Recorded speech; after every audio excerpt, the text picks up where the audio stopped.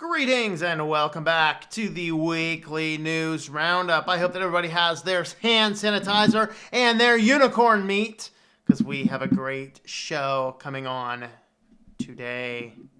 We are monitoring on Discord. If you are not on the Discord and you would like to be on the Discord, I will go ahead and drop a link in there. I hope I got that right. Did I get that right? tlm.li/STLD. Yes, I did indeed. How is everybody today? Nem Game Boy, how's it going there?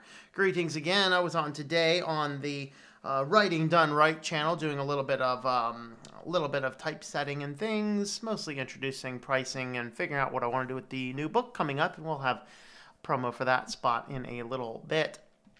Where's my title? Where'd my title go? There's my title. It is the weekly news roundup. And on to our comments. Let's see, Mel Gibson. Greetings. CWMO30. How's it going there? USA Today. Is the USA here today? What? What's going on with the USA Today? I don't know. 49 minutes to go, I guess. 5 minutes. Nah. Moonbase Alpha Grays. How's it going there with you? I am doing well. I hope that you are doing well as well. Joseph, how's it going there? Kubuntu 2004 seems to run well on my laptop. On my desktop had GUI issues on it due to desktop NVIDIA CPU bugs with Plasma. Interesting. Very cool. Hello, Minifang. How's it going there? Tom and CJ, other cat, I hope you're doing well. Yes, the other cat is TJ. We're very original around here. Rossman's kitty Clinton is chatty. We need a chatty kitty here. Yeah, my other cat is a lot louder. She's like, wow, wow, wow, like a siren going off or something. I don't know if whenever I hear that cat, I don't know if there's an accident down the road or if it's just the cat going crazy. I'm not sure. Hello, Jimmy the Noob. Greetings, greetings. My original 1 terabyte SSD boot drive, I'm plotting to replace MX Linux with Manjaro Cinnamon. Very good. Greetings, Quentin Berkeley. How are you doing? Let's see. After my laptop had a busy box syndrome, MS boot crash, whatever. Boot crash. Following kernel updates on 2 Debian-based distros, my desktop PC. Not taking any chances using Arch-based distro. So he can update the kernel more. Yeah. Yes, I am a reptilian alien. No, CJ is my handler. TJ is just some other alien. TJ mostly stays on the ship, yes. CJ is my handler, though. Mike is over there on Discord. Hello, and Sam McLeod. Hello to you, Sam. Thank you for this article, Sam. I used a couple of your suggested articles there today. Let's see. Yeah, there is a spot in the Discord server to put any recommended articles you might have for me to look at. They're under the news suggestions. I should update it with some Dystopia sections, and I should also put the. We did want to do the evil tech news, but as soon as the curriculum vita started coming around, I kind of dropped that because like crazy news stuff pretty much turned to the curriculum vita instead. I've Kubuntu crashed on my laptop and switching Manjaro KDE. There you go. Keegan, how's it going there, Keegan? People give up on Linux sometimes. Block kernel updates or run Arch-based. There you go. Shh, don't wake the kitty. Yeah, you know. Tested Manjaro 20 on live USB. Now it runs so much better. You can also try Fedora. Yeah, there's some Fedora news that actually made the business news today. Very cool. Very cool. Quint will be very happy about this one. Firefox and Fedora won't even play this live stream. Really? Interesting. That's weird because Firefox and Fedora should do just fine with anything YouTube. USA Today. In your office. Oh, yes. The USA Today in the picture. Yes, that is September 12th, 2001. Yeah, I had a USA Today and New York Times. I think the USA Today had the better, more colorful picture. That's why I did the photo shoot with that one. This is for you, since what do you think about wine? TLL Wine HQ even lets people rate how well viruses run. Oh, Lordy, if ever there were a reason not to run wine, then maybe that should have been it. Hello, Captain Wiki over there in the Discord server. Actually, besides the review being very factually correct, the database entry is mainly just for memes. There you go. Hello, Sleepy. Greetings, greetings. For Arch over Fedora. There you go. Only thing I would change about the virus's platinum rating on the WineHQ database entry linked above is that the ransom note program actually needs something installed in Wine first. AUR repos have a visible version of the game, not installed in Linux Mint. Okay. To install codecs. Yes, you do need to install codecs for some streams. Okay. Just realized the side of my Xbox says hello from Seattle. That was one of the things that was on the calendar on the old Windows phone. The month view of the calendar, if you had an appointment, it would not describe what your appointment is because the font was too small to read. It was a series of Latin phrases, but one of them said hello from Seattle. The old Windows phone. Hello, 1,000 sisters. You got a lot of sisters.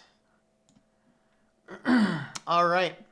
Should we go ahead and get jumping on in here? Let's go ahead and start. Ooh. I dropped my teacup, and now it's like slightly misshapen, and it drips tea every now and again. And I have not figured out the perfect place to put the lid where it doesn't. Ow! It's hot. That one apparently is not it. It's like it changes every single time. I wonder if it's dependent on where the tea bag is. I think I'm just going to order a new Switch to Linux mug for tea. I have a Switch to Linux mug for coffee, but I use a different cup for coffee and tea because they can impact each other's tastes. All right, but anyway, let's go ahead and dive on in. We have privacy, business, dystopia, and Sillyville today. And I think we are starting with Mint Mobile, I believe. Apparently need a little more. I got the CV, man. Excuse me. I think I'm good. I don't know. We'll see. Welcome back to the Weekly News Roundup and the Privacy Edition. These are recorded live Fridays, 9 p.m. Eastern Standard Time. If you'd like to come along and catch the show live, we record a series of things and hang out for a couple hours. But anyway, today, before we dive on in, if you are in need of looking around for different mobile plans, look at Mint Mobile. I switched from Verizon to Mint Mobile. It's going to save me about $600-700 or so this year. I forget exactly what the number is. Maybe it's 5 or 6. I forget.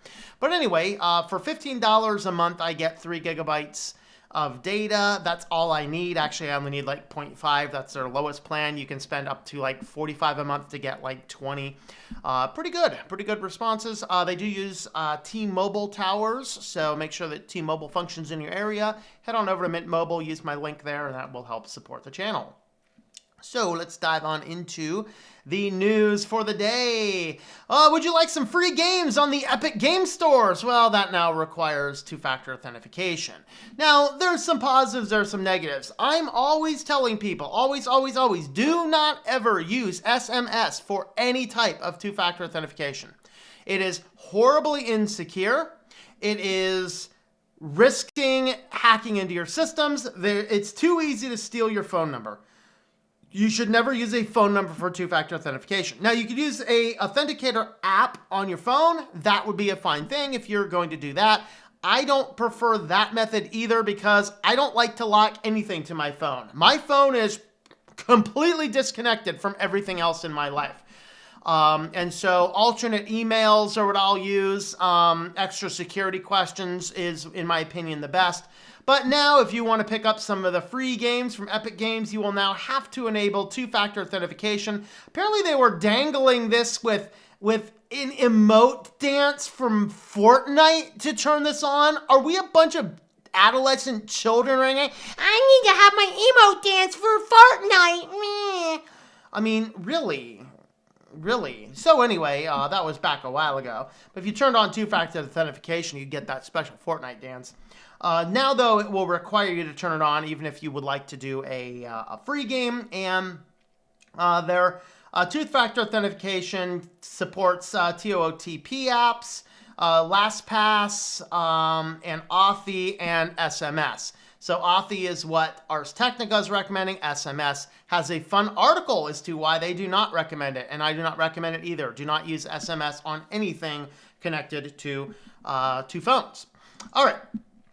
Next up, we have a browser adjustment so that you guys with OCD don't get bothered by that little gray gap there. All right. Google Play has been spreading advanced malware for years. This is not even news, guys. I have been telling you this, and I will continue to tell you guys this until like the end of the world, because Google Play Store is the worst place to put apps on your phone. Oh, I know. It's all curated. No, it's not. It's a curated store full of malware. So in this case here, since 2006, a advanced hacker group has been seeding the market with several apps. Like, they use 8 apps here, but there are a lot of different apps on here utilizing a variety of different rootkits, various things to hack into your systems, repeatedly bypassing Google security checks. Basically, it's just like, hey, we're going to take over your whole system, your whole device. No big deal, right? And that's kind of part of the issue here, is that malware in the Google Play Store, it's like uploading bad content on YouTube. There's just so much of it, you got to rely on a bot to look for it, and the bots aren't particularly good at looking for it. And so with that, the Play Store is the Wild West. Use F-Droid, where they compile the code themselves, and the apps are audited by external resources. That's really the best thing to do. But yeah, apparently Google Play Store has been spreading advanced malware for years. That's not really news, but you know.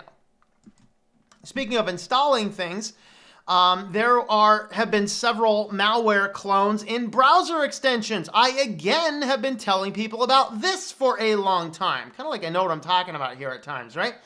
Not all the time, but when it comes to security and privacy, I have a pretty good track record. Politics and other things, not so much. That's okay, right? I'm more interested in the security and privacy. I'm right where it counts. So with that, this Dark Reader blog, I think this was one of the articles from Sam. Thank you for this one. So basically what they're looking at here is a variety of various clones to popular extensions that looked very legit and were not. And I have been showing and telling people this for a long time. You go to Adblocker Plus. If you don't know the exact one you're looking for, you're probably going to install a malicious one. Same thing, there's fake uBlock origins, and it's like, oh, you got to get the one with this particular developer. I don't know who that developer is. I couldn't tell you. I'd have to research a little bit. So at least in this list here, they did give you the direct links to the direct applications. These are all ones that are commonly have a lot of malware, which begs a question. How's all this malware in your browser extension library? Because it is, and this is why I do not rely on extensions. Guys, I've been a WordPress developer for long enough to know you take a WordPress site and leave it alone, it's generally very secure. You start adding extensions all over the place, you're going to get hacked in a very short period of time. Okay, same thing that's going on here. I do not want to add insecurities into my system by loading up my browser with extensions. I just don't want to do that. All right, so you can head on over to all of these articles are on the Switch to Linux website. So find the link in the video to it on the website, and you'll be able to find all of those. So be careful. Be careful out there when you're installing extensions. Make sure they are the legit extensions. All right, this is a new one. This is AdmitHub. AdmitHub, to me, like college professor AdmitHub, I mean, it kind of sounds like the place to go to. This is Cheaters Anonymous at the local campus hub, right? I admit I've cheated on my exams. I mean, and I've had that. I mean, I've had some interesting cases. I remember one fun case I had where a student, he copy and pasted a whole lot of abstracts from Science magazine, right? And it's like undergrads don't understand how to write scientific literature right. And particularly non-majors in freshman biology lab really don't know how to write scientific literature right. I see this thing, I'm like, wow, this is really well-written science. Let's type in the sentence. His entire paper was several abstracts, copy and pasted. I'm like, dude, did you write this? Yeah, I wrote it. I was like, no, okay, my roommate did it for me. Like, we don't really want to flunk you out of college in your first semester, so we've decided to let you survive, but I'm going to do a very thorough job. You better write it right next time. But anyway, that's not what AdmitHub does. AdmitHub is a common application with AI assistance that will allow you to apply up to 900 institutions of higher education at a time. Oh my God. I don't even want to think about the potential consequences of spreading your personal data to 900 separate institutions. Do you realize every one of these institutions is selling your information to every credit card company that they have deals with, all the local businesses? You use this thing and like, I'm going to increase my odds. I'm going to apply to 900 universities. I got news for you, young man, young woman. If you have to apply to 900 universities to get in, go to trade school. You don't belong in college. You don't belong in college at all. No, you don't belong in college. If you have to apply to 900 universities, you've got no business going to college. My lands.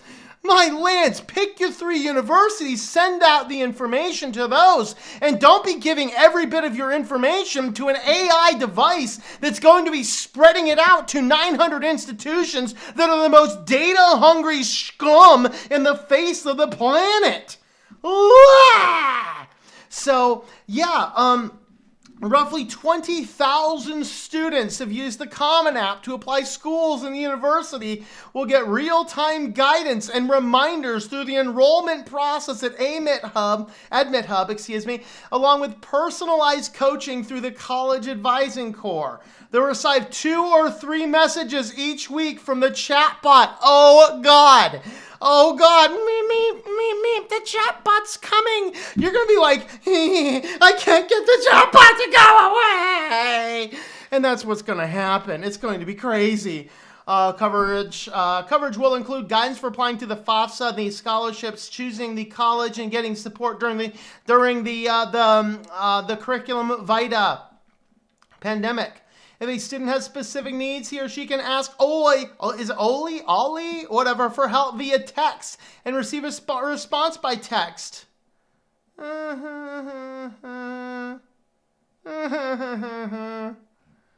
That's creepy. Don't use this, people. You don't need to apply to 900 colleges. Trust me. All right. This is actually an update, and I wasn't sure if I should put this under the Dystopia news. So, I had 2 articles that could have gone under Dystopia and or privacy. Hopefully, I picked the right categories for each of these. I decided to put this one under privacy.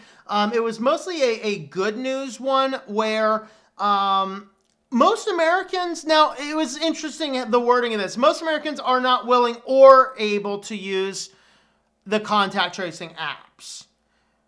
It's one thing to say most Americans aren't able to. If most Americans were not willing to, I'd be like, that's awesome. We're in good shape. But that's not really the case. I think what this is most people are not able to because of their old devices or bad technology.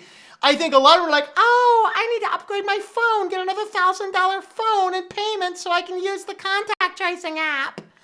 And because it's the way this polling was done, are not willing or able to use it. But that's good news. And we will find out that this would not be good news for you guys in Australia when we get to the Dystopia section. But for now, most Americans are not willing or able to use an app tracking curriculum vitae and that's a problem for big tech's plan to slow down what they're doing. And so with all of that,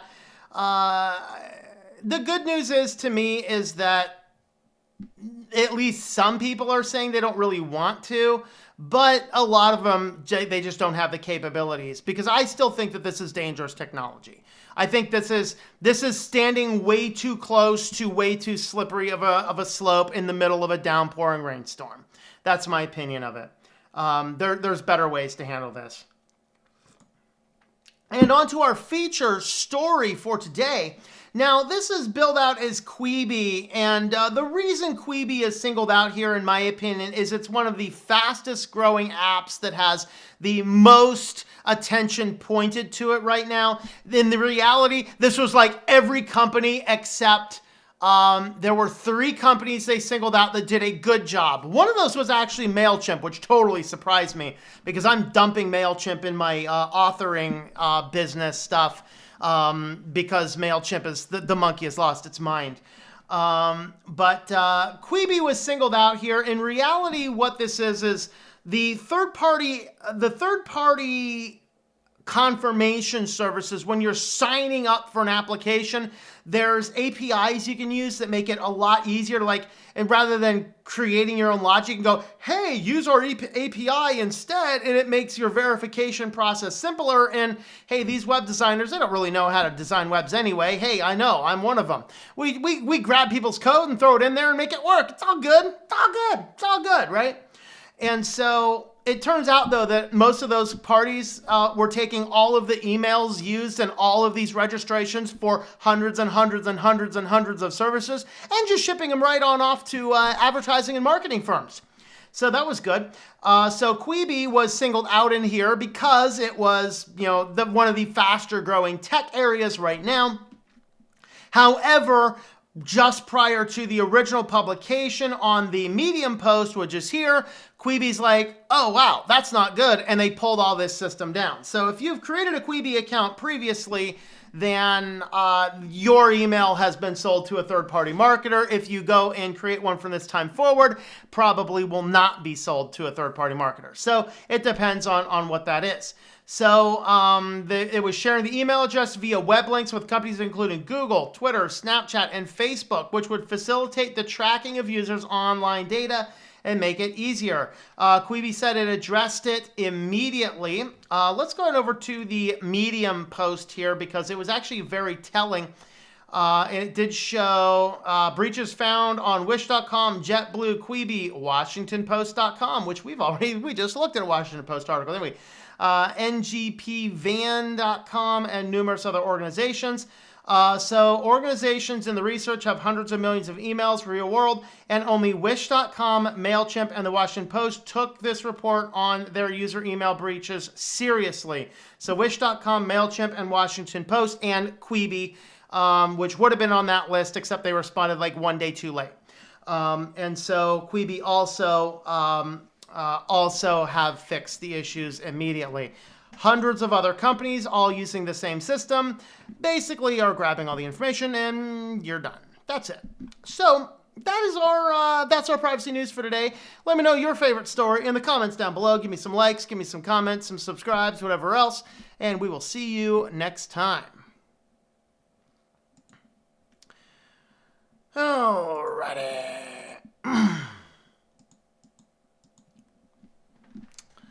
Let's see, what do we got? Vivaldi browser partners with DuckDuckGo for tracker blocker. All right.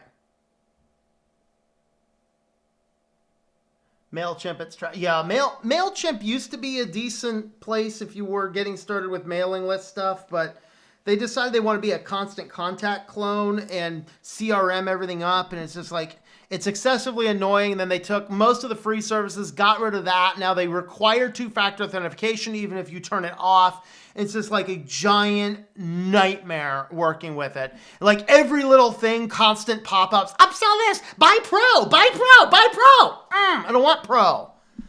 So I'm dumping MailChimp and going with other stuff. There's another memeable one, right? I'm getting saucy these days. We need to lift these quarantines so I can get out and get my pent-up energy burnt out again.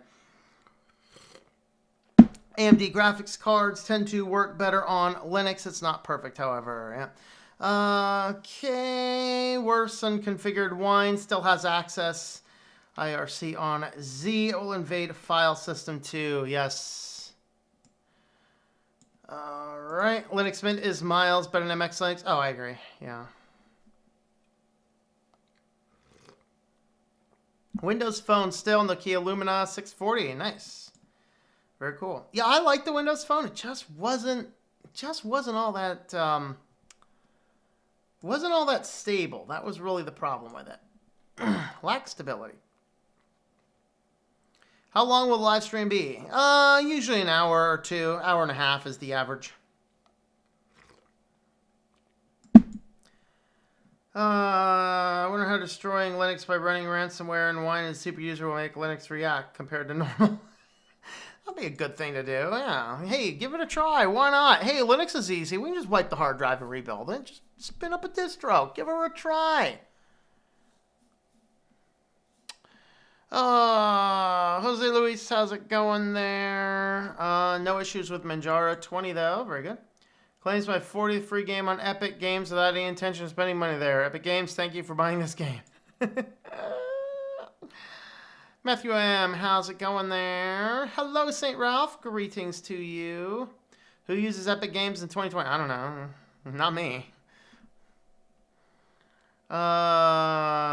Okay. Does upgrading kernel upgrade your version of Manjaro? No. But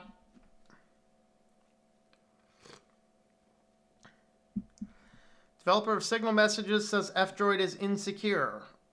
No. The developer of Signal Messages needs to get their head out of their butt because I'm about to delete it from my phone. I know some of the people who audit everything going on at F-Droid. It's very good. F-Droid is very good. What they're mad about is Signal still kind of quasi requires you to use Google Play services, and F-Droid doesn't like that.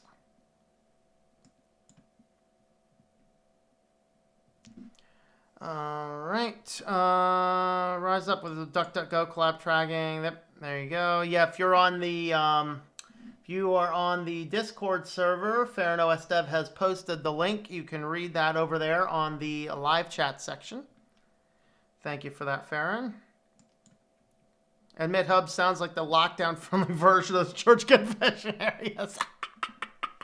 That's right. Admit Hub. Get your confessions here. I did like it how the Pope said if you can't get to a priest because of the lockdown, you can admit your sins to God. Like, thank you, Pope, thank you. In fact, that's what the Bible tells us to do. Sounds like an addiction center. The mailman will carry a dedicated bag to your house. Yup. No, I will not comment in Spanish. Please use English. Thank you. About Malwarebytes, browser guard. I have not tested that. No. Fel Studios runs flawlessly in Wine. I think that might be the one that I looked up the other day. It said it runs platinum or either gold or platinum. I can't remember. 900 colleges would cause me to question the college that accepts me. I applied to one college because I was bored at study hall, and I got in. I took my future very seriously. I still do.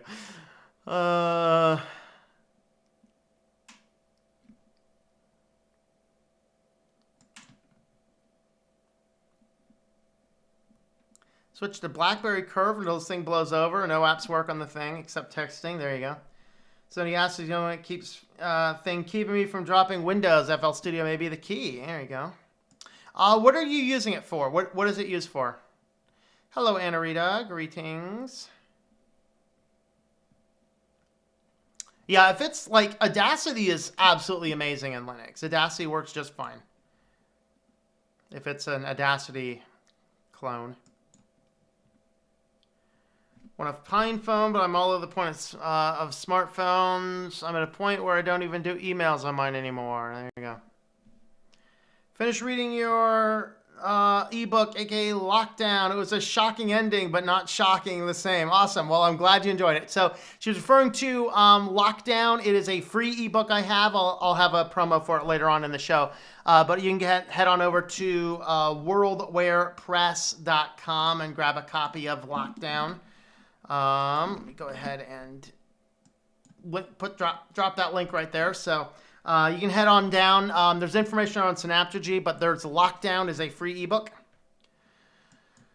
If you got the Lockdown blues. Does it work if I could change the project tempo to a song? Okay. No, I don't. I'm not into all the music stuff. I use Audacity for audiobook production. But the other things that are, and I'm not sure if they're the same type of applications you're looking for or not, but Ardor and LMMS are both ones to look at as well. Those are more like, I think, GarageBand alternatives, I think. Being sold even our bowel movements, yeah. Change audio playback rate to fit project tempo instead of the other way around. There's reasons if you're a music producer. There's specific requirements you need.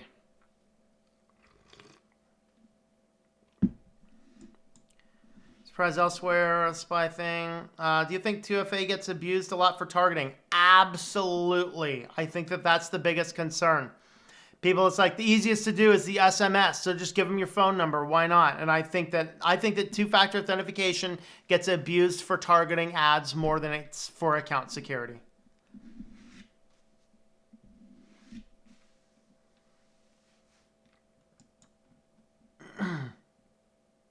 She wanted the penguin windows. Nice. On your Arch install, what is the theme and dock I'm using? Okay, on my Arch install, it's Arch Labs. The theming I'm using is actually Star Labs theme because it's nice, good, modern. I'm using Cinnamon as the desktop environment, and as far as the dock, I do have Cairo dock on there.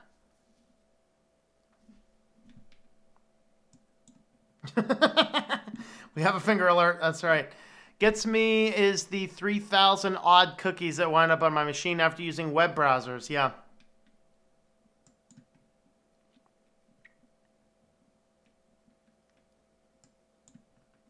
So I installed I got some of the codecs working on Vivaldi. I need to test Vivaldi more. I have to jump ship from WaterFox for YouTube, or I guess I can update to the latest WaterFox. I can always do that too. Probably a better option.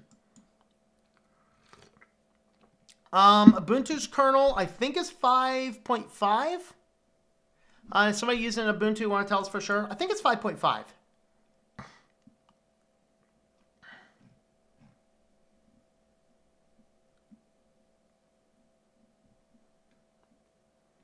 Oh, Ubuntu's 5.4. Thank you.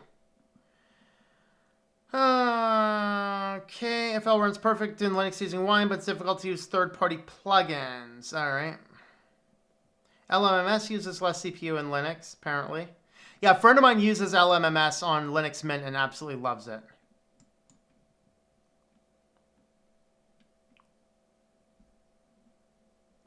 Yeah, the website's built on Bootstrap, so Bootstrap uses a little bit of JavaScripting. I do a lot of my development in Bootstrap, so I don't have to reinvent the wheel. And if you go with like plain text stuff, like Brian Lenduke and a few other guys do, it's fine. It works. It's better for the privacy security type stuff, but it's not an appropriate option for people who are normies in the world. And hey, if I'm selling books to people, you know, I make sure they're very secure. Of course, Bootstrap's open source. I always bring everything onto my own server. I don't let them go out to external sources. Except I think that there's some fonts going out because I put that site up in like 5 hours. Okay, how to download Synaptergy. Synaptergy is not out yet. That is going to be, the target release date is May 12th. Audiobook is going to be later, but I will have more information on that site ASAP. I'm working on a store to pre-sell that directly. Otherwise, it's going to be on Amazon, Barnes & Noble, all the other places you can buy a book online. It'll be up there as soon as those are down. Okay. Yes, there is Water Fox. Wait, what about Whiskey Fox? I don't need any drunk foxes running around. Unigen? I don't know anything about Unigen. Yeah, Water Fox used to be the browser, went back to Chrome. All right. The problem I'm having, no, I couldn't do Pale Moon. The problem is I'm using WaterFox in the Arch system to manage YouTube. And the way YouTube is changing, it no longer works with WaterFox. I have to go with something that can handle the modern YouTube crap, which Pale Moon would not be able to do. So even the WaterFox I have, they're phasing it out. So I have to do something else. So Pale Moon's great for other stuff. I need something to replace my current WaterFox build on Arch. So I'm looking at Vivaldi as a possibility. All right, let's jump on over to the business news. What are we doing? We are starting with PIA. All right. Anything else? College universities mostly want students' info for cold calling for donations. That is right. Very true. All right, let's jump on in, shall we? Welcome back to the Weekly News Roundup. This is the business edition. These recorded live Fridays, 9 p.m. Eastern Standard Time. Before we jump on in, if you are a person that needs to use a VPN, maybe you're stuck in lockdown and you want to at least pretend you're somewhere else, hey, look at private internet access. For $40, you can get, for $40, you can get an entire year of access. And they actually do block out ad networks, a lot of other trackers, things like this. You can connect up to 10 devices simultaneously. Have a look at my link if you are in need of one of them. So let's jump on into the business news. We actually have two news updates before we dive in. Number one, ICANN blocks the controversial sale of .org domain to a privacy equity firm. They're like, privatizing .org isn't in the public's interest. No kidding. We've been telling you that for a long time. But at least they did finally wake up. So the .orgs is not going to be sold for $1 billion to a private equity corp. So your .org domain names are going to be safe. That is an update. We've talked about that a few times. Not going to spend any more time on that one. Second update. We talked about this one. Quint, are you still around? There was a lawsuit about the Georgia law.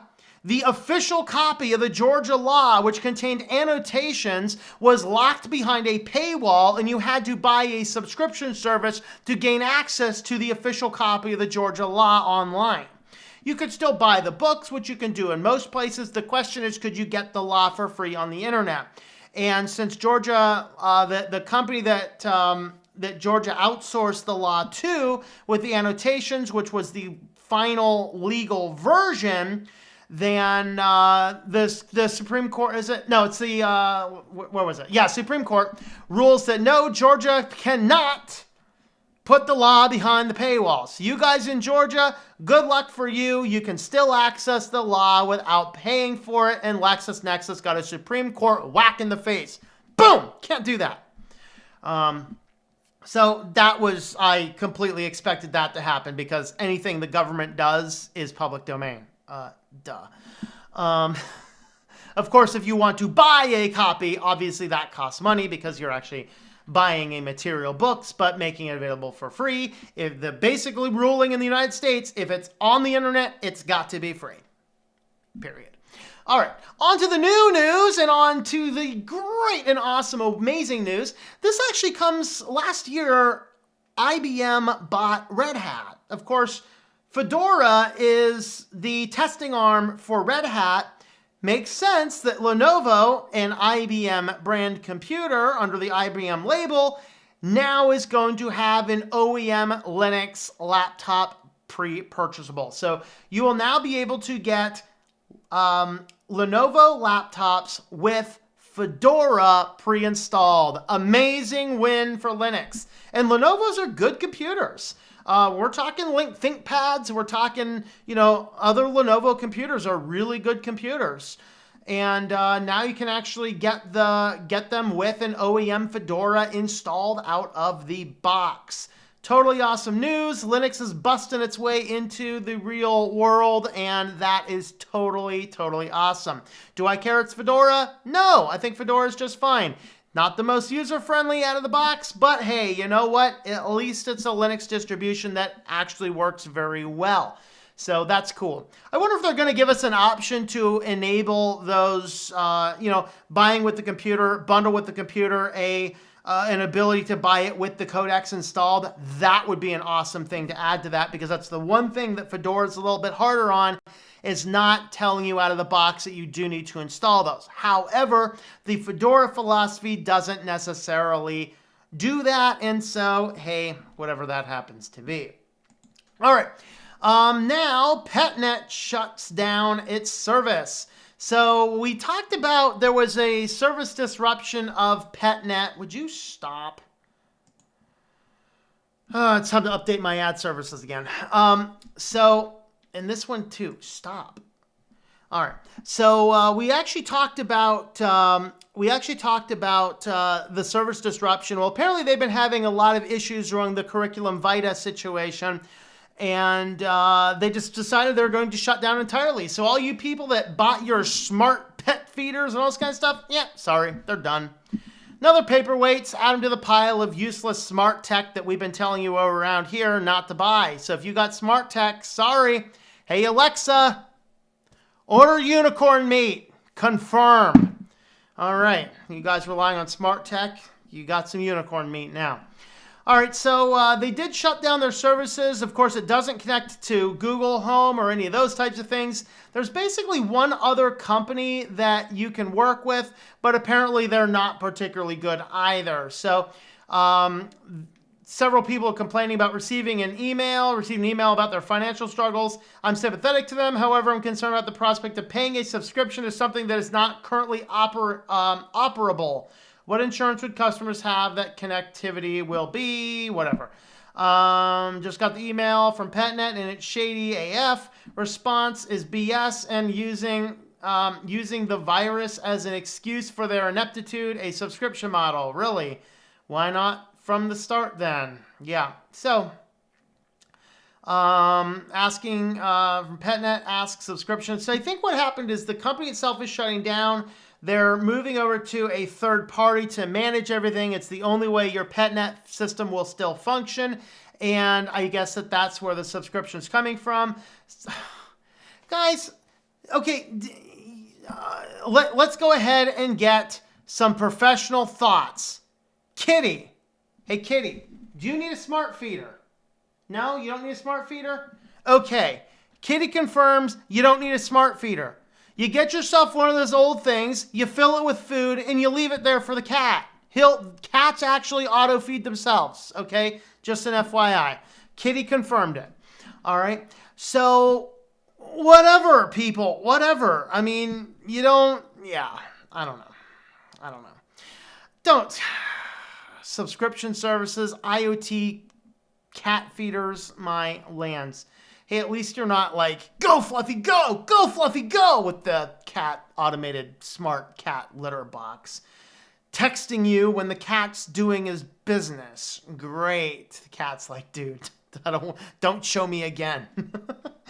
All right, UPS and CVS will offer a prescription drug delivery to a Florida community via drones. That's exciting. So, drone drug deliveries. Very nice. They actually first tested this back in, was it October or November, I think. They had a couple successful launches. They decided that, hey, starting May 4th, I think they said. On May the 4th be with you, then you can actually now in Florida sign up and have UPS deliver your drugs from CVS via drone. I can just imagine the new model out of this, right? You used to have all these problems with the drug peddlers down there. Not like the illegal guys on the street, but there was this big problem in Florida with the drug clinics. And they would take cash only, and you could pretty much get in there and get anything that you wanted. It was basically like legalized drug dealing, street dealing, and then you had these interstate roads. They had names for them. I forget what they called them. Where you could just take the interstate on down, pick up a massive load of drugs, come on back up, and sell them on the black market in your town. Why not, right? And so now we're gonna have like the drones are carrying the drugs down. They're gonna have the high-tech drug dealers that are out there with EMP cannons. Boom! Shoot the drone out of the sky. Boom! Grab the drugs, run off with them. I mean, come on, guys.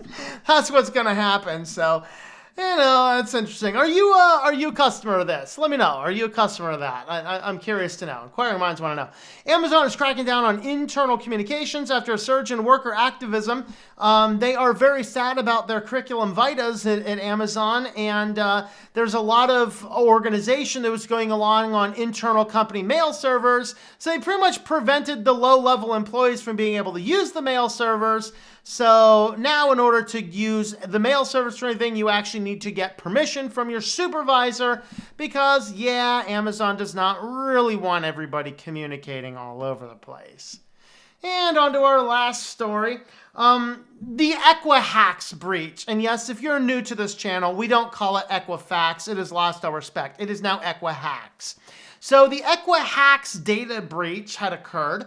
And there was the settlement that would basically give, you know, the Americans like $20 or something because Equifax decided not to upgrade a known vulnerability in an Apache server. And they basically leaked every single adult American's information onto the black market. And a bunch of people that didn't even want to do business with them to begin with, that had no authorization to do business with them to begin with. And the government comes by and says, it's like, you got to pay people $20, but if they don't have credit monitoring service, you can give them a free trial for credit monitoring service that they'll have to that they'll have to pay for when the free trial runs out. If they don't have it, then you can give that to them instead. If they do have it, then you give them $20. Well, it turns out that after 275 days, not a single person has been received anything. Hey, government, can we take all of the directors at Equifax and lock them in jail? Every one of them. Close the business down, seize their assets, send all the executives to jail, take all the money that they have, and divide it among all of the Americans. Period. Very simple. And you do that type of stuff, and you're going to clean up corporate America in a flash heartbeat.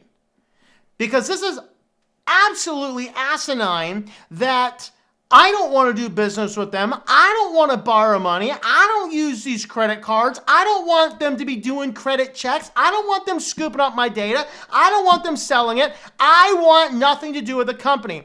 Nevertheless, they leaked my data out with everybody else's data, and I don't get jack nothing for it because guess what? I ain't getting your credit monitoring service because a credit monitoring service is a completely useless product. All it does is, woo! Someone accessed your credit. Shut up. If you didn't have my credit available to access, it wouldn't be a problem to begin with.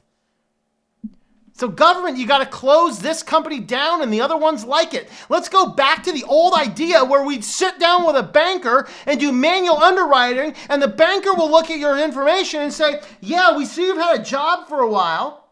We see that you pay your bills on time. We see that you have money in a savings account. Sure, we'll apply you a loan. Rather than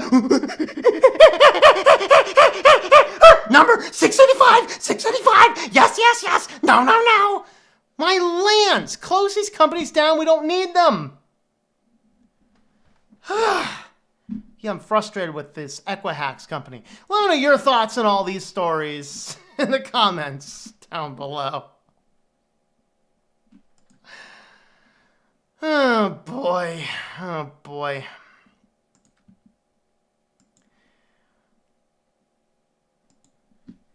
Alrighty, let's see.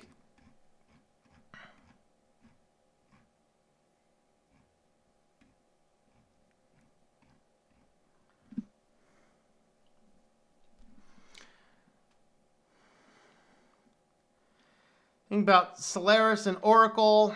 I don't use either.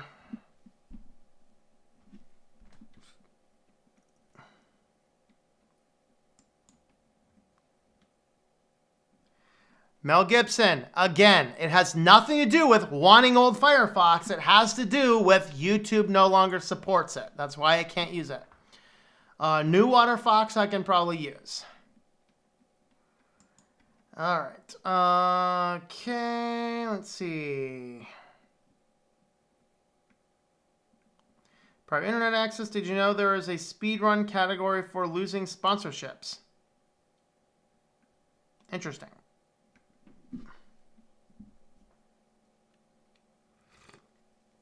No, I did not. Okay, Reaper's Pro level, free to try forever if you keep hitting still evaluating button.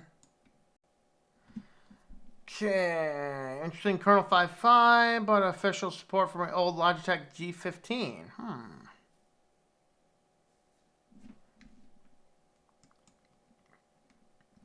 Why'd you go home? So I was watching, said, tell Tom his books made my blood pressure go up with his lockdown book. Awesome. Well, glad you enjoyed it. Glad you enjoyed it. Oh, you can't. I have no idea why you can't post links on YouTube anymore, man. Haven't a clue. YouTube keeps on messing with stuff.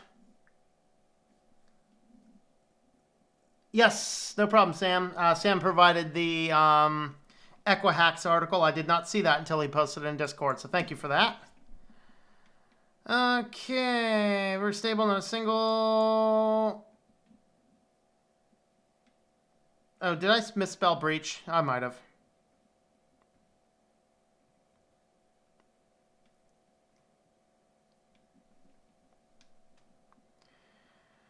Putting the law behind the paywall, only USA. That's right, man.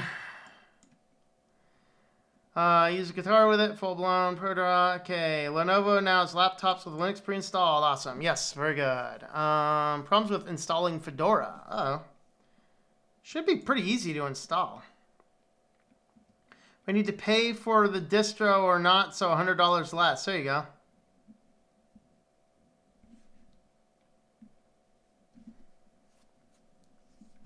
Will laptops with Linux cost less? There's a good question. My guess is it's America. We try and put the law under the paywall. Probably not.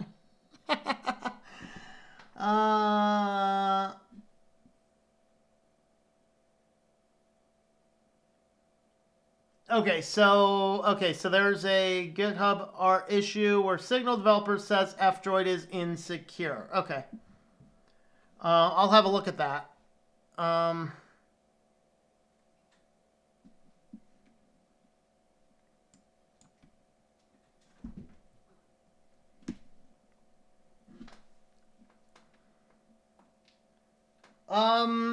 So Lenovo is still under the IBM brand, but I think that it's under a holding in China, I think. I forget all of the odds and ends of how it's all put together.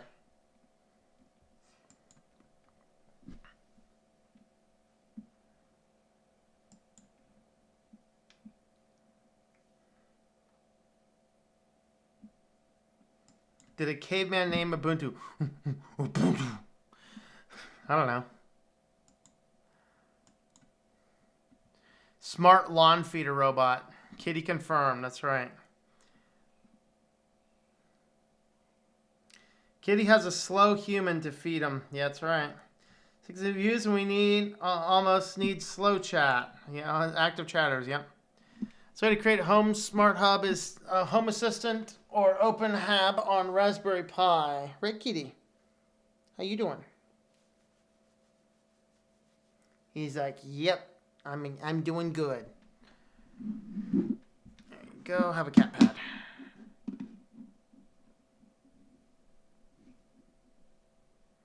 Temporarily doesn't allow pets, but the cats next door know where to hang out and get a snack. There you go.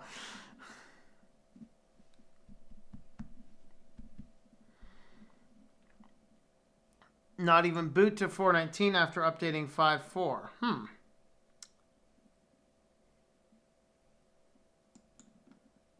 Drug stealing made easy, yeah.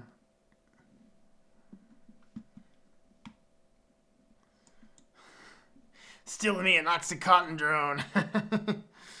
Oh, boy.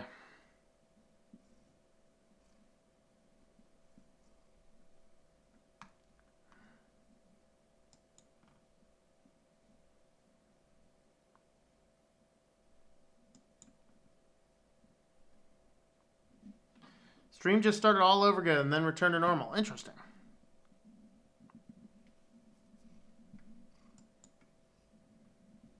Yeah, put the Equifax executives in jail and all those bank executives, hedge fund, Goldman Sachs. Yeah.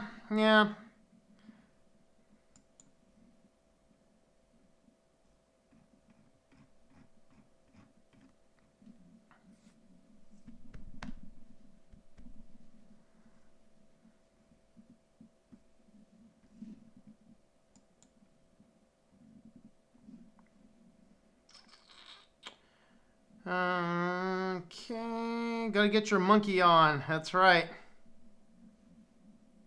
Torture him before they put him in solitary, yeah. We have monkeys. Yep.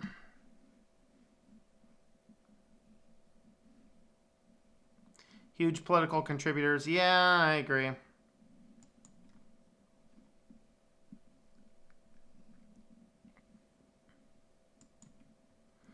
Switch to cat. Wait, what? Switch to cat? What? Switch to monkey? Next stream, why cats are better than dogs. Oh, boy.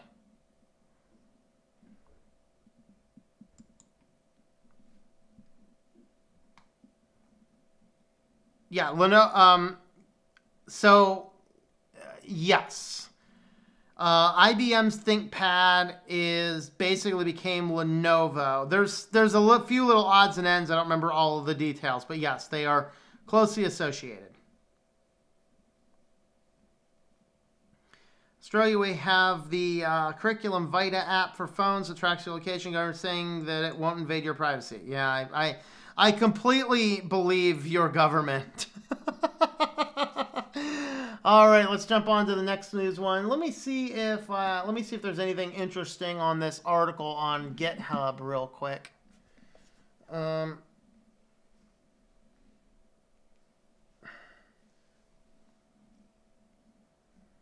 understand the way some people F-Droid interpret open source licenses. The problems they had with outdated versions rather came from bad package maintenances. Similar to Linux. Hey, cat, stop it. Okay. Opinion software without Google from an independent organization and have increases in value.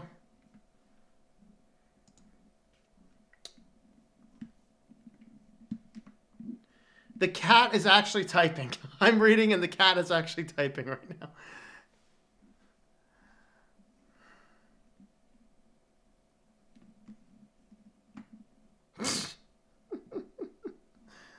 Okay, it's F-Court's childish attitude. They're perfectly reasonably cautious about putting version up on their own download. When the author has expressed a wish that they do not do that from a legal liability standpoint, which is public statement by Moxie, GPL applies, would be in order. Otherwise, it may look like murky. All right, let's see.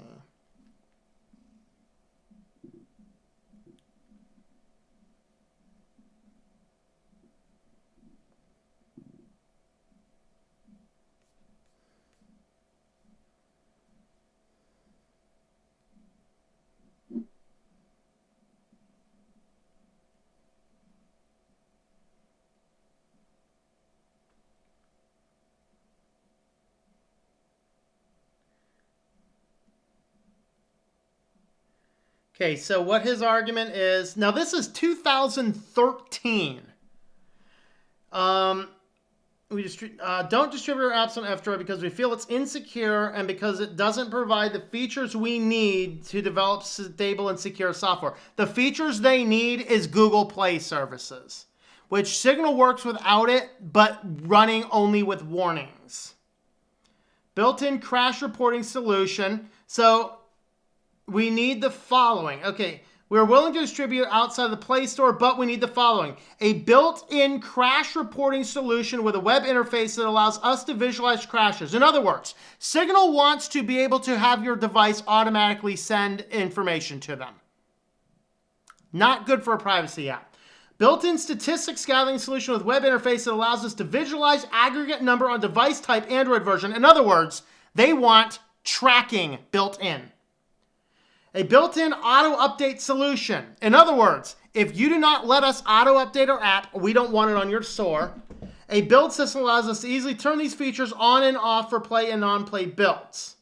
In other words, you need to give us the ability to control the app on your device, to collect information from your device, and to run statistics and analytics from your device.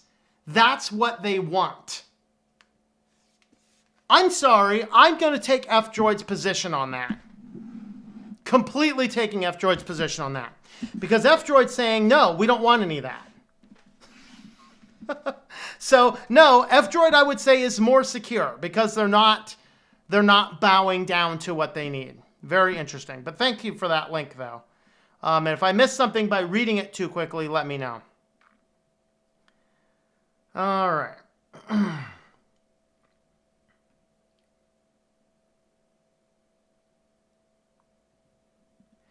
Yeah, I'm an alien on a spaceship. I'm using the green screen, yeah.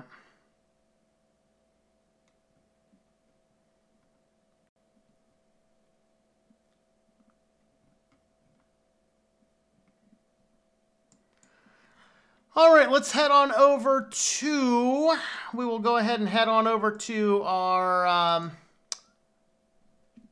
Dystopia news, shall we?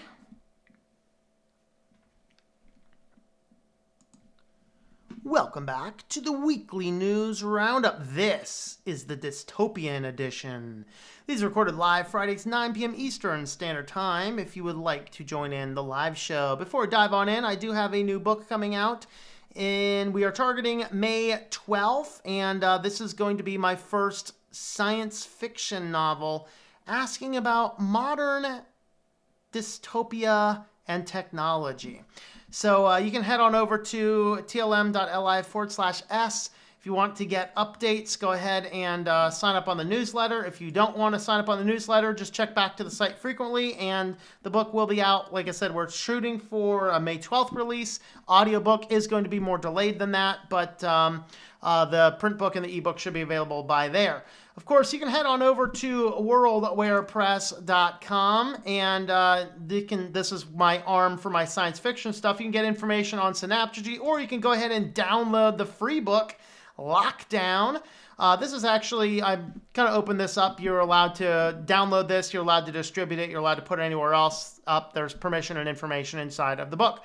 So if you want to read Lockdown for free, go ahead and do that. So let's jump on over into the dystopian news, shall we? All right, a good update to Dystopia. The plan to use coronavirus detecting drones that we reported on last week has been abandoned in the U.S. after residents complained of privacy concerns. What? Privacy concerns of giant drones flying overhead and allegedly taking your temperatures and yelling at you for not socially distancing yourselves? Yeah, who would have thunk that would have gone over well here in America? Look at this thing. If anything is asking to be blasted out of the sky with an EMP cannon, this is it right here. Shoot that thing down. And so, yeah, this was residents of Westport, Connecticut, which was going to launch the pilot program, have objected to the project due to privacy concerns. You think? Oh boy. And on to the news. How big tech is dictating the terms of the curriculum vitae response to national governments. This is an interesting read. So, various governments are trying to map out responses and things, and some are going with the contact tracing apps, and some countries are starting to say, hey, we really want you on these to the point where we're not going to let you out unless you have it, all the way over to maybe more freedom-loving models. Well, Germany wanted to do something where they allege it's completely safe and de-anonymized and the government can't see it, despite the thing still had to send all the data to a government-owned server to process the data. Go figure that one out. And so Apple's kind of saying, Apple basically told Germany, no. So Apple literally just told Germany, no, can't do that. Which is kind of funny. And so Apple, Google, these governments are coming out and saying, hey, we want to do this, this, and this. And the tech companies are going, no, you're going to do that, that, and that instead. Now, in some of these areas, the tech companies have a better privacy model than do the governments. But in some cases, the governments have a better privacy model than the tech. And the tech is basically saying, no, you're going to do it the way we're going to tell you to do it. And that's all there is to it. And so it turns out that Google and Apple are really dictating to different countries what their response should happen to be. So I don't know. Does that give you warm feelings inside, or does that kind of terrify you? Let me know your thoughts. All right, on to this Fruit Loop, who should probably be driven from society. So of course this is Mr. Gates. If you're unaware of what Bill Gates looks like, very good reason to switch to Linux, by the way, is to stop doing anything that will put any more possible money in this man's pockets. So of course he is neither a scientist nor a politician, yet he seems to be in the forefront everywhere trying to dictate science and politics. As an unelected official, there are a lot of more questionable things that is starting to come to light. There was an alleged hack on the World Health Organization that showed a lot of backdoor, quiet, silent collaboration between Gates and him. This is an interview, and basically he's the one calling for saying, hey, we need to shut down society until the vaccine's out, and then everybody needs to get vaccinated.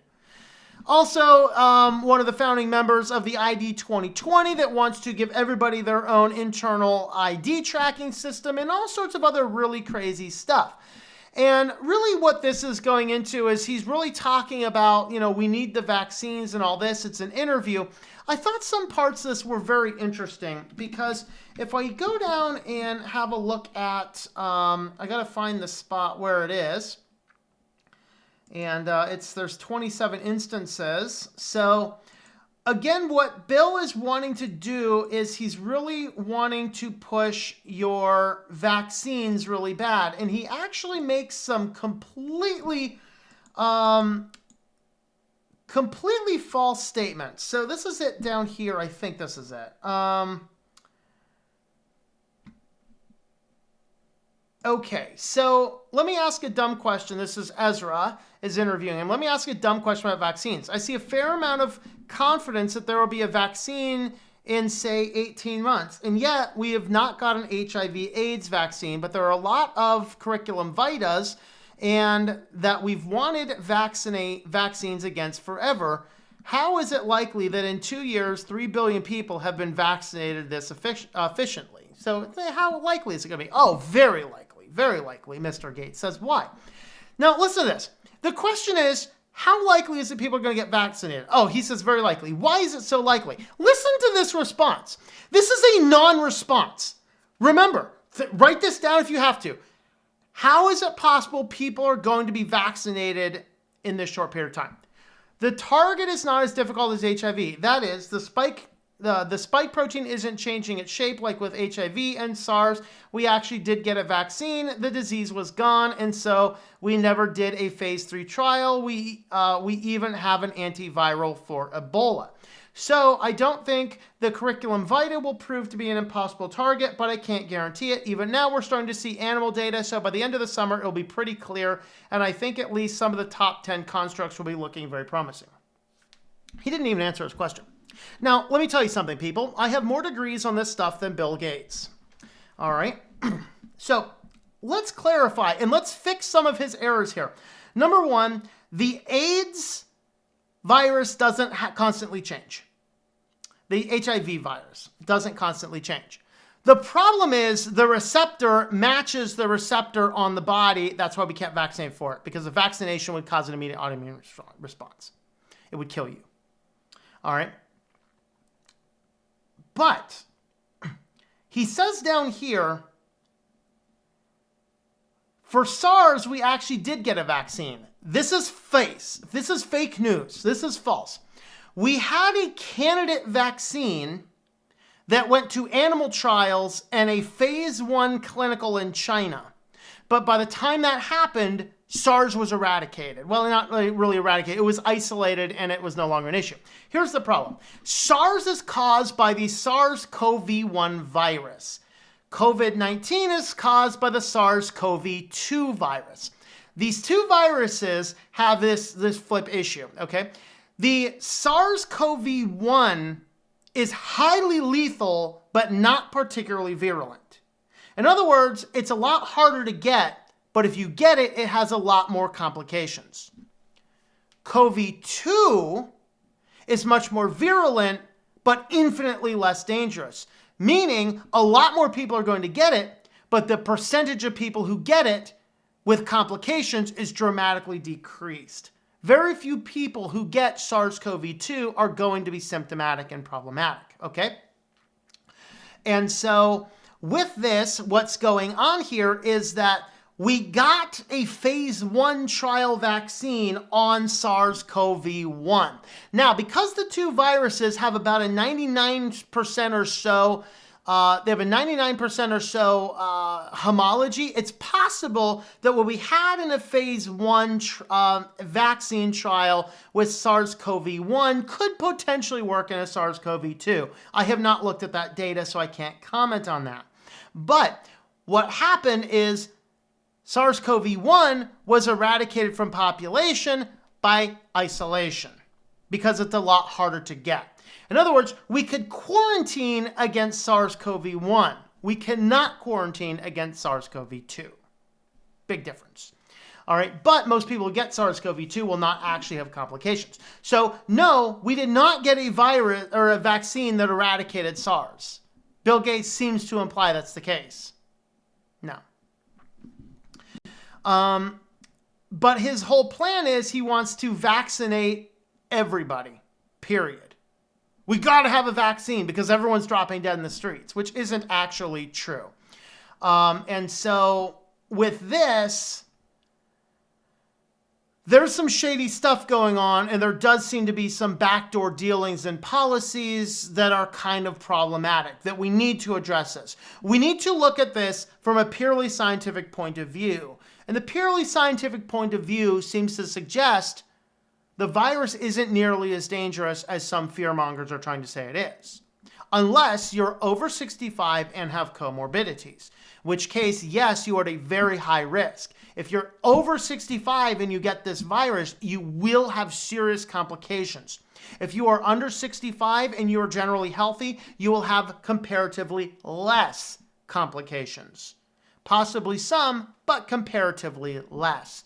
And that's the issue. So it appears as though this is being used as a means to grab greater control from Gates, who is neither a scientist nor a politician. And so I think that his questions, his motives, and his involvements need to be investigated on a worldwide, highly public basis and scrutinized. Because I think that he is really the leading person behind all of the nefariousness. So stop using Windows products, people. Switch to Linux. All right?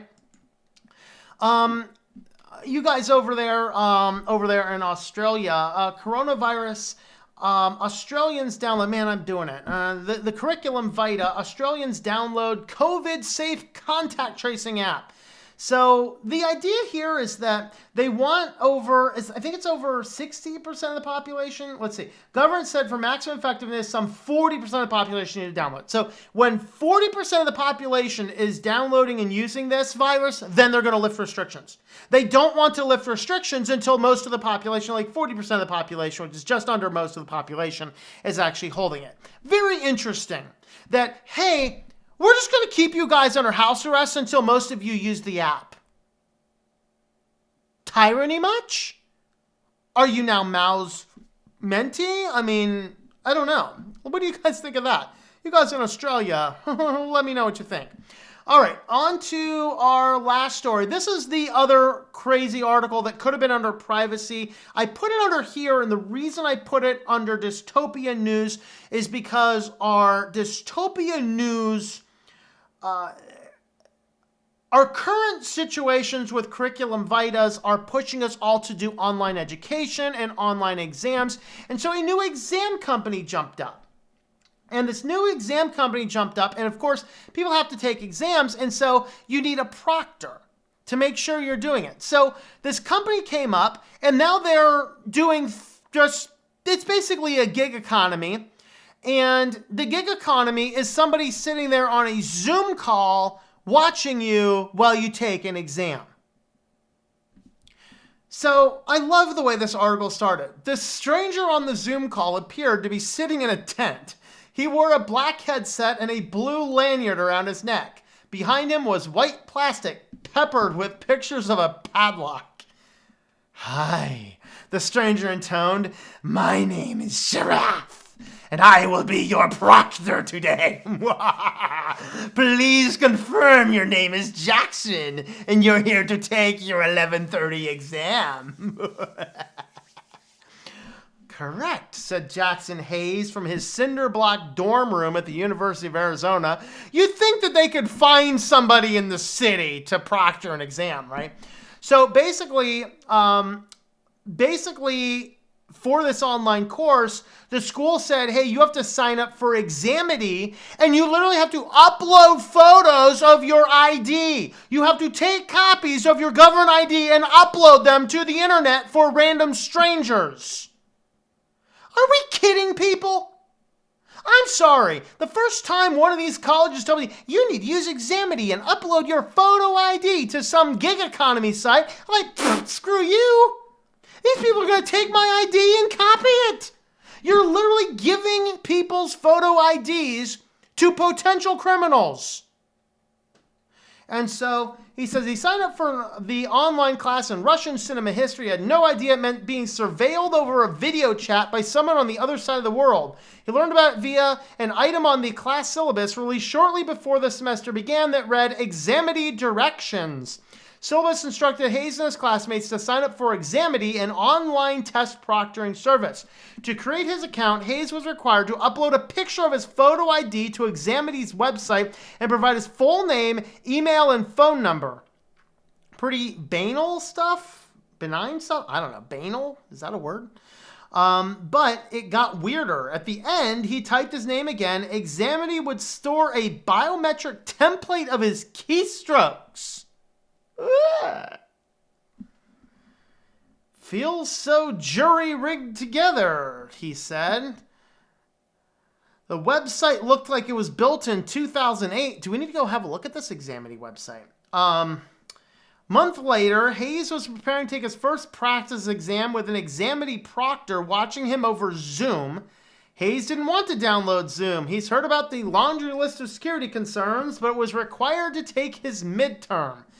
Sheriff told Hayes to share his screen and then to display both sides of his driver's license in the webcam's view.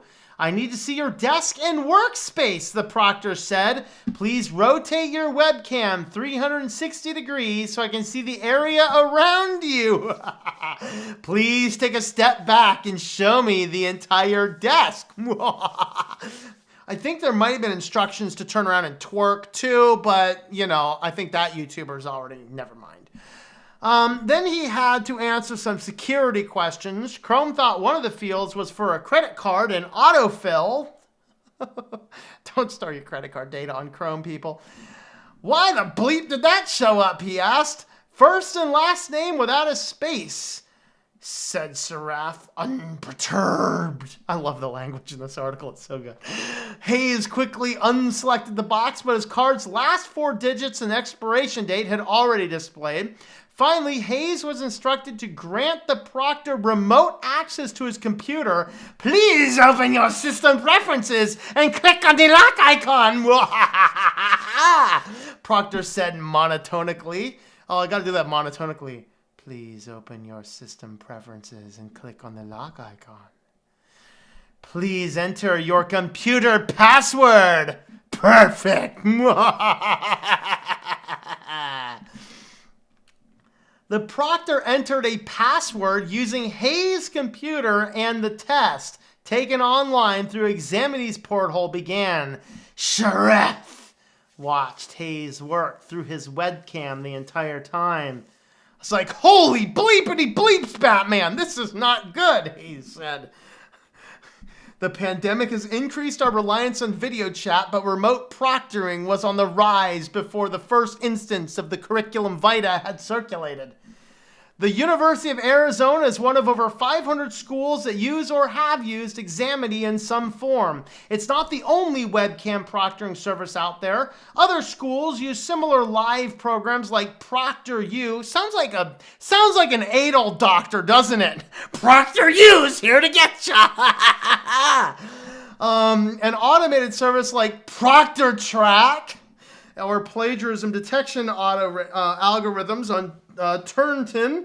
But while the novel curriculum vitae didn't start the trend, it did exacerbate it. Online proctoring has seen an explosion of business at schools around the world are forced to move their classes online. The CEO of a similar service called Proctorio, I just have a sneaky suspicion that the college students are getting screwed here, people. Wow. Oh, God. You can read the rest of the article yourself because it gets long. But this is enough. People, if any online service is requiring that I show the front and the back side of my photo ID to an unknown person around the world and then grant him full administrative access to my computer and stand up and show my whole desk, I'll be showing them my favorite digit once again. And if you're going to take for this, people, let me tell you something. You college students out there kind of being quote-unquote forced into this, you need to print out the requirements. Walk right on in to your dean's office or provost's office, whatever it is, and demand to see his driver's license, front and back, and demand to take a picture of it. And when they say, why the hell not? And they're going to sit here and go, well, I mean, that's none of your business. That's what he's going to say. You're going to say, why in the hell are you making me do it with this nonsense? People, we have got to take a stand. If you don't take a stand, you're going to fall for anything. Walk away, power people.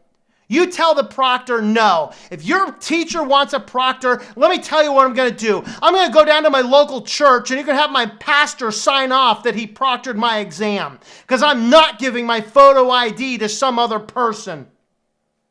Schools, you can find a better solution than all this crap. Oh boy, we have Examity's website was sent there, but I'm not sure I want to go to it. All right, should we go to Examity? Let's go ahead and have a look at Examity's website.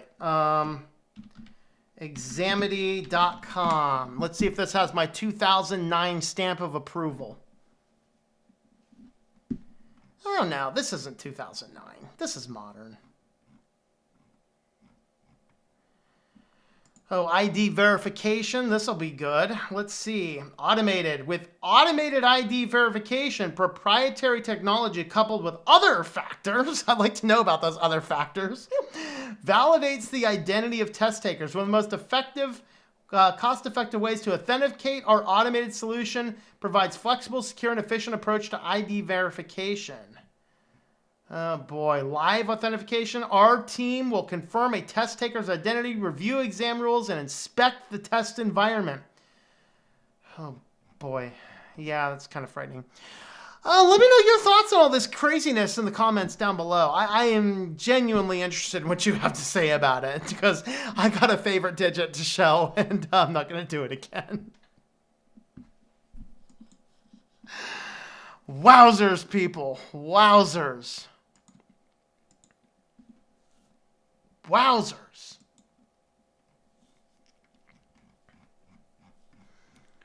Oh boy.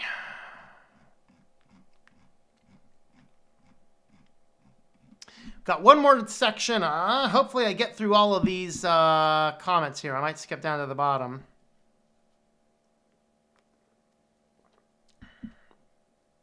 Aluminum foil, foil. A lot more open to students and tourists. As long as you pass a background check. More certificates in IT, the better. Getting a higher grade while getting extra certificates. Sounds good to me. Time shift Manjaro and schedule updates on a weekly basis.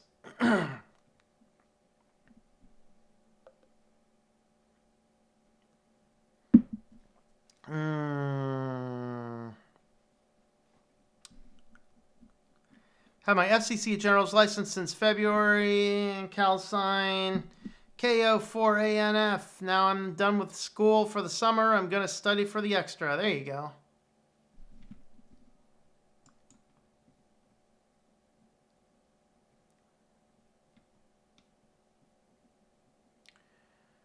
IME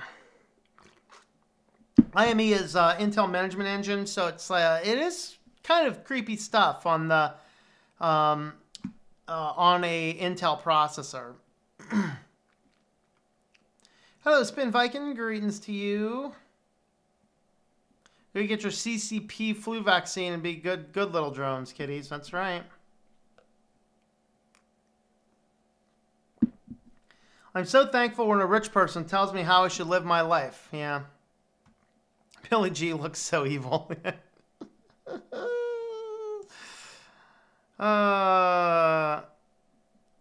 Don't tell me how to live if you're a billionaire or a multimillionaire. Yeah. Unless I ask. Hey, I might ask, but you know, if I don't tell me.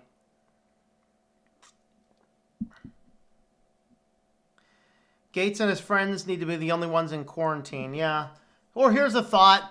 Let's government publicly fund their trip to Mars. They can go first. Have fun, Bill.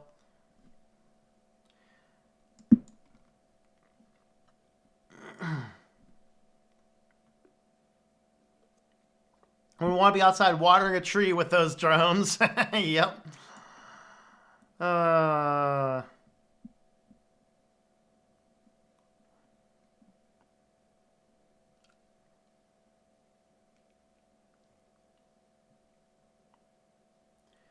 Technical class has been taking math class, English, public speaking, business, humanities. All right.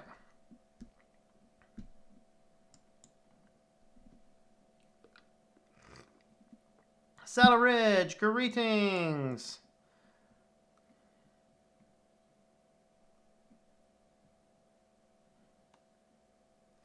Figured our app might make the news. Of course it had to make the news.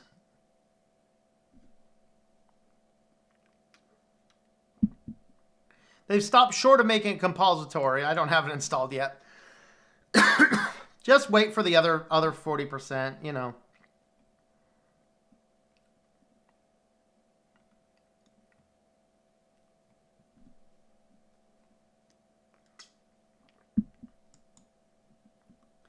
Bill Gates' father was a eugenist. Yeah, that's what I've heard. This is a YouTube channel. Of course, man. How's it going there, redneck? What is a proctor? So a proctor, in college terms, a proctor is a person who watches you while you take an exam to make sure you don't cheat. In medical terms, proct would be the medical term for the butt doctor. The proctologist is a butt doctor. So like I said, someone's getting screwed.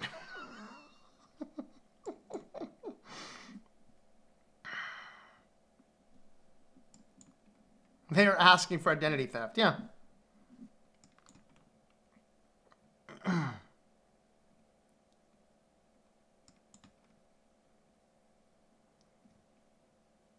can jam those drones with microwave parts. Yep, yep.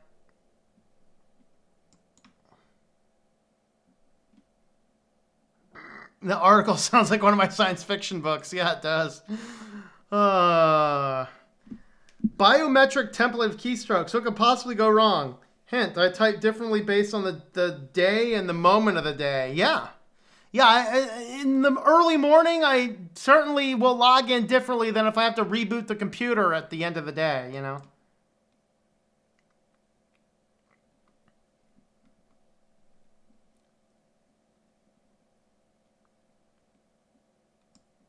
Taking online exams as preparation for prison. Yeah. Not surprised. Not surprised.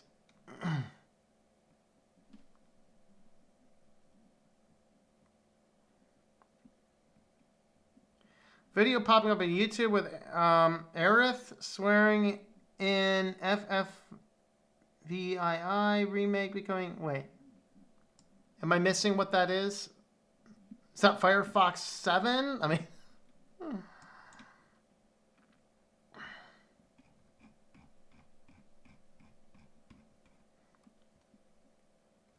Doctors are being resigned for saying many patients are not dying from flu, but something wrong. Yeah.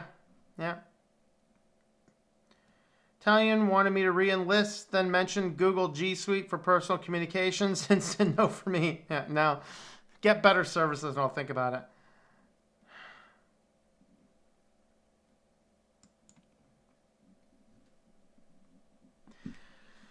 I think I need to make sure CJ processes my application. Oh, you're already on the ship, Anarita. You're already good.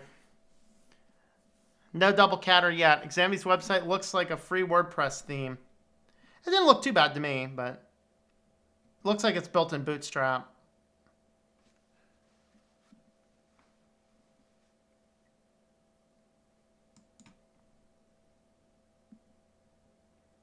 Any advice about Oracle databases? No, I don't.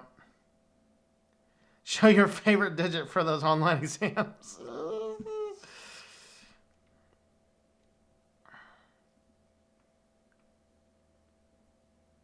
Free tickets to the sun. There you go. Elon Musk and pilot ship. You know what's the funniest thing about all this curriculum vitae mess? I have to be forced to agree with Elon Musk. Do you know how painful it is for me to agree with Elon Musk, people?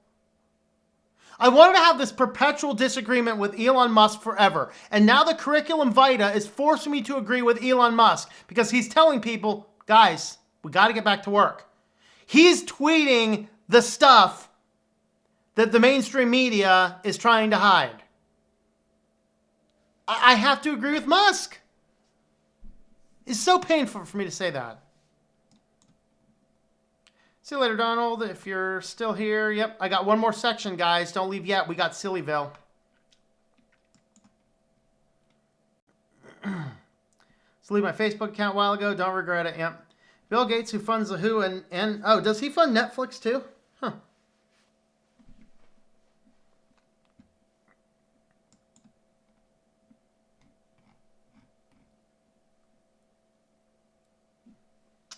Yeah, was that drill, was that the Impact 201? Is that the drill, Mel Gibson?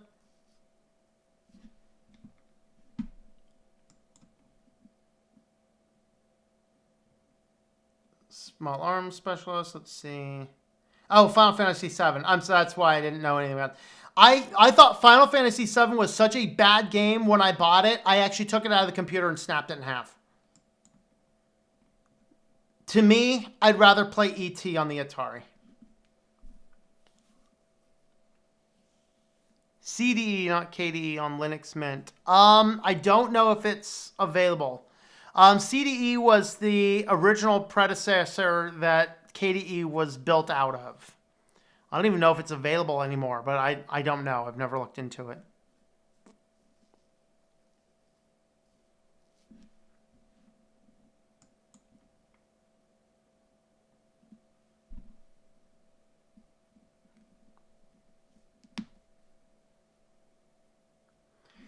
Musk, even a stopped clock gets it right twice a day, yeah.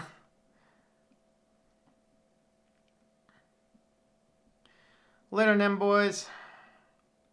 All right, let's jump on over into Sillyville.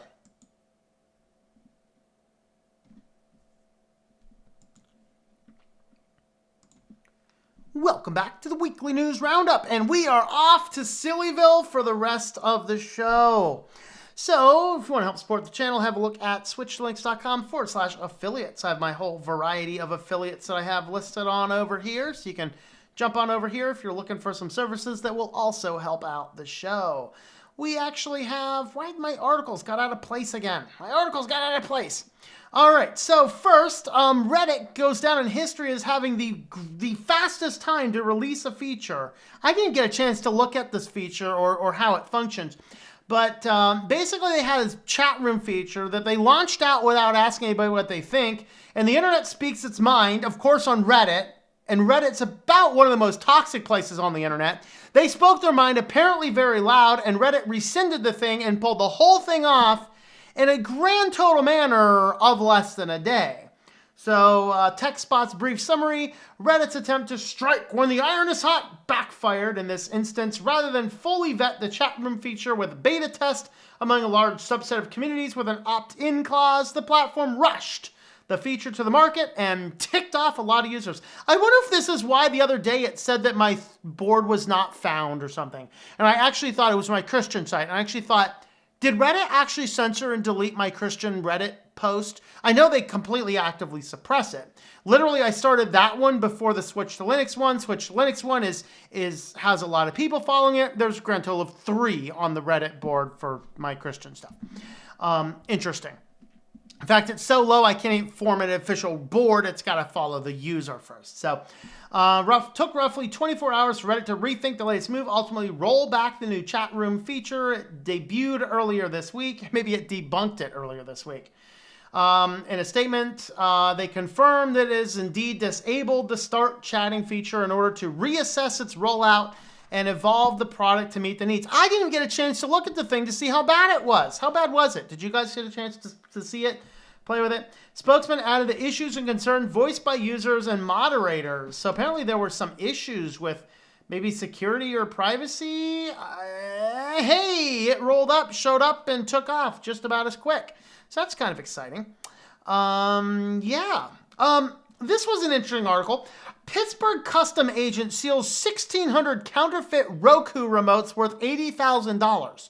Are Roku remotes, like, is this an in-demand enough thing that you're going to smuggle in $80,000 of Roku remotes?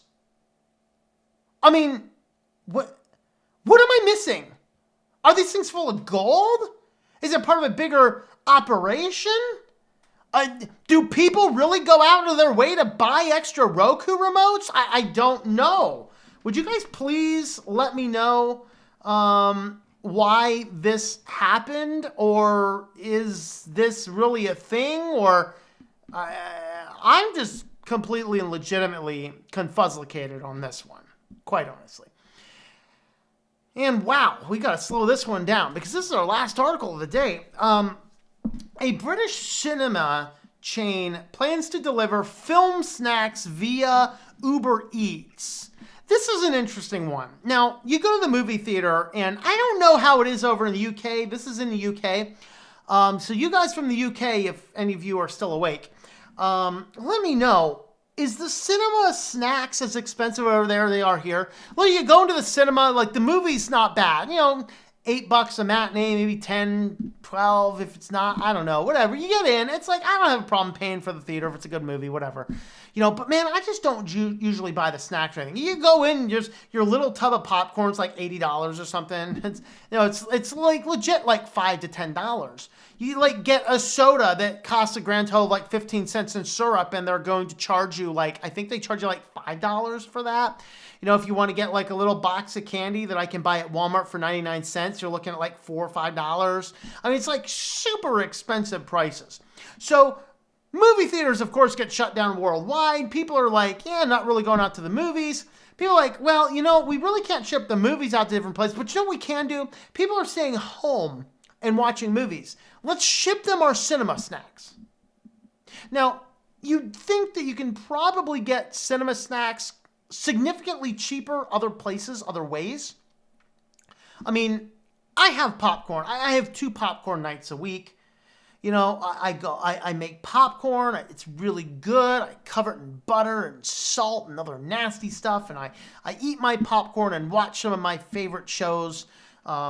You know, on YouTube. I don't watch anything else really anymore. Maybe BitChute or something. So I got my popcorn, and it's like, it cost me like 25 cents. Okay. I mean, I get the bag of popcorn. It cost me $1, maybe $2. And one of those bags lost me about 2 or 3 weeks. I mean, it's 25 cents. I mean, I might actually have a higher price of butter going into it, but even that I think is only 10 cents. I got like 35-cent popcorn. Okay. And then I don't drink soda, but I make myself maybe a little carbonated drink, and, you know, whatever that costs, like pretty much nothing. I mean, hey, I might go out to that Walmart and buy that little $1 box of candy. I might do that, you know, and have all my stuff. And it's grand total, like, you know, $1.50 or whatever, right?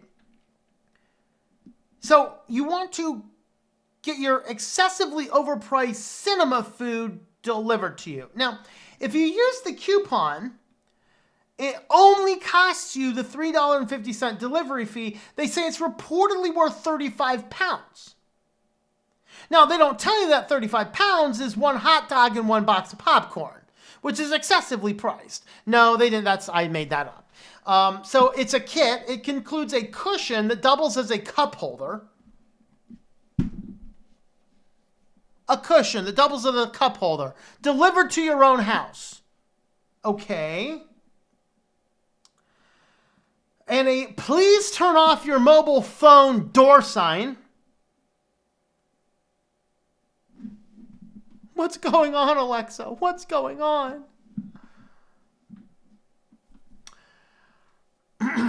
It contains, let's see, that includes, let's see.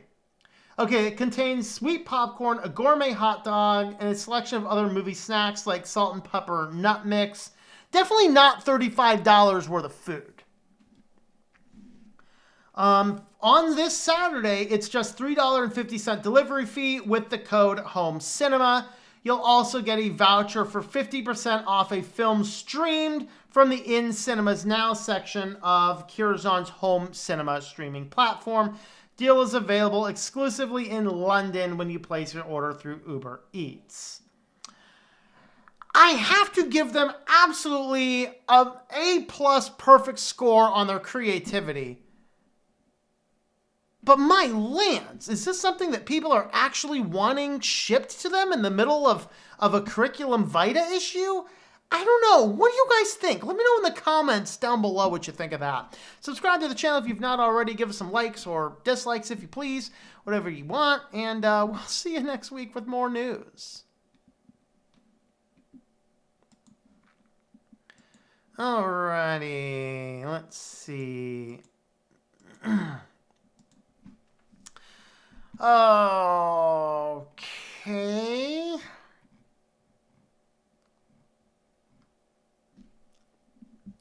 Ouch. E.T. on Atari? That's right. I'd rather play E.T. than Final Fantasy VII.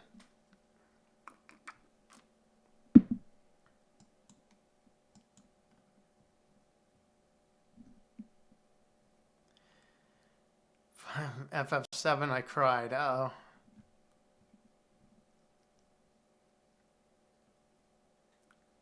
Didn't Musk speculate that we live in the Matrix? Yeah, I'm starting to believe him.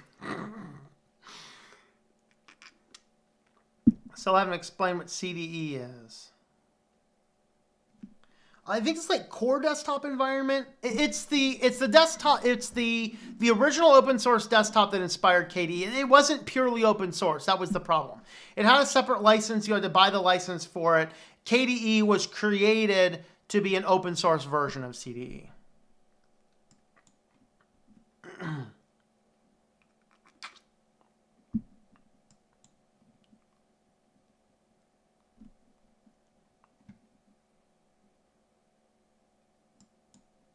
Four Roku remotes. Okay. Loving the YouTube cooking channel video so much that my wife began to tell her coworkers there's new cooking video. Awesome. Very good. I have the footage for the apple pie. Some things happened on Monday that prevented me from putting that one up. I'm going to shoot to try and put that up this Monday instead. So made from scratch, complete crumb topping apple pie. Be amazing. Better than overpriced popcorn and drinks, yeah.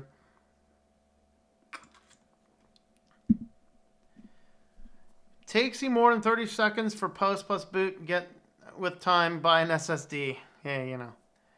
Movies, I bring a bag of candies inside, even drinks. Yeah. Oh, we ordered 2 Roku remotes because I lost track of where they are. Okay. Just your name, so you don't have to say my wife every time.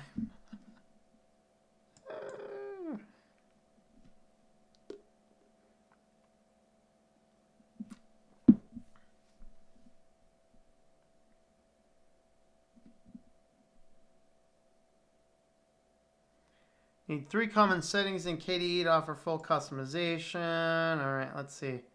Movie theaters, public spaces where we could go for entertainment. That feels like so long ago. I know, right? Hey, we've only been locked down for like 6 to 8 to 10 weeks, depending on where you are, but it feels like much longer. I don't think Manjaro supports Secure Boot, but I don't know for sure.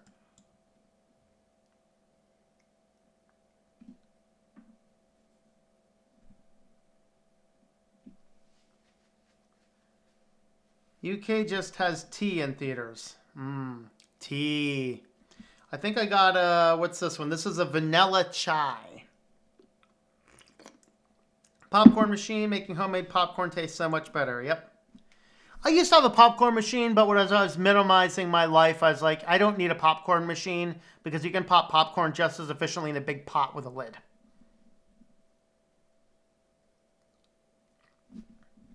Do tea and alcohol at cinemas here? Oh, yeah, we don't have alcohol at cinemas out here. I mean, there might be some states that do, but most states don't.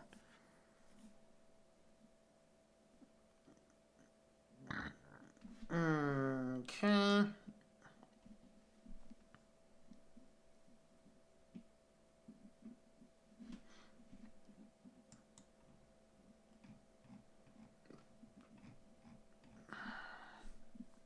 Well, there's money on this delivery crap. Better snacks at home, yep. Movie night every now and again. Popcorn, 65-inch TV, and surround sound. Cheaper than buying 5 movie tickets, yeah.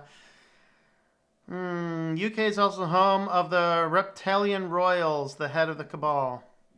Don't blame my race on that. We're not headed in UK. Of course not.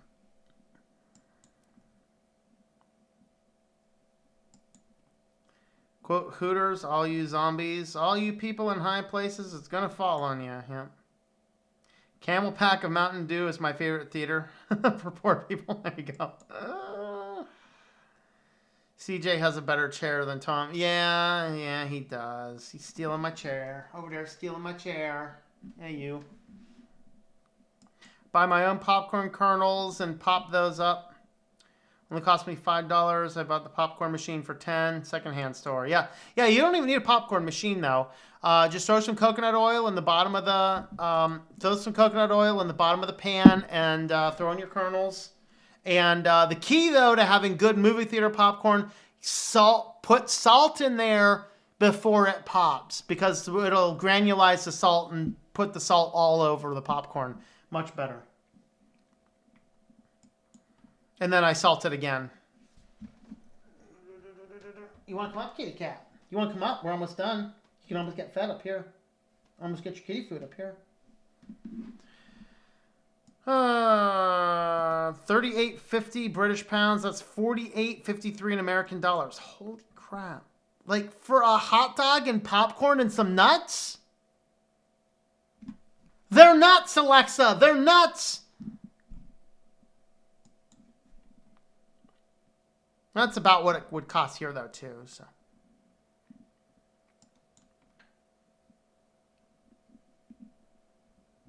I did have somebody in India buy a book. It was like 72 Indian rupees or something, and that corresponded to like $1.50. Been locked down for 2 months already? Oh, I feel sorry for you, man. I did not see Quit Sub's video on Ubuntu. Common desktop. Oh, common desktop. Is that what I said? I can't remember what I said. I think I said core. Yeah, it's common.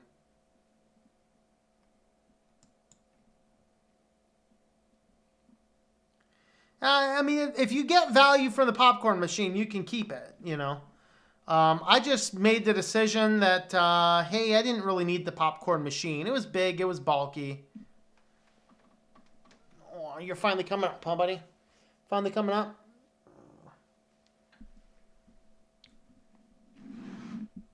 Whoa. There you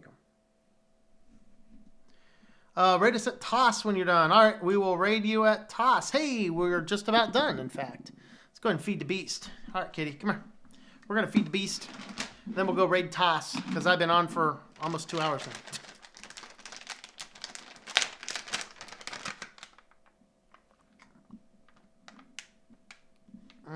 That's not a good view, is it? There we are. What do you think, buddy? Oh, we got kitty. We got paw. Got more paw.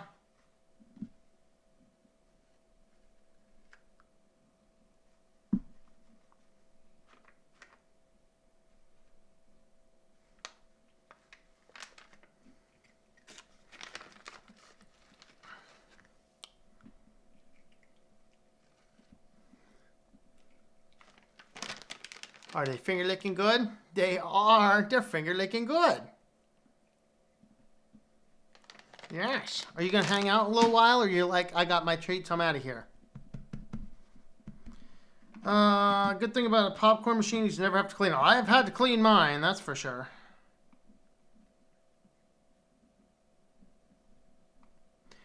All right, let's see. Copy you. All right, guys, I think we'll wrap up our stream. If I can get this guy to load. Stop it. I'm trying to get that link to repost right. There we are. We're going to jump on over to Toss's stream there. And then we're going to do an STL raid. All right, guys. So we'll go ahead and wrap up for the night. And we will see you probably tomorrow morning. And thanks for hanging out, everyone. And have yourselves a wonderful, wonderful evening. And we'll see you over on Toss's stream.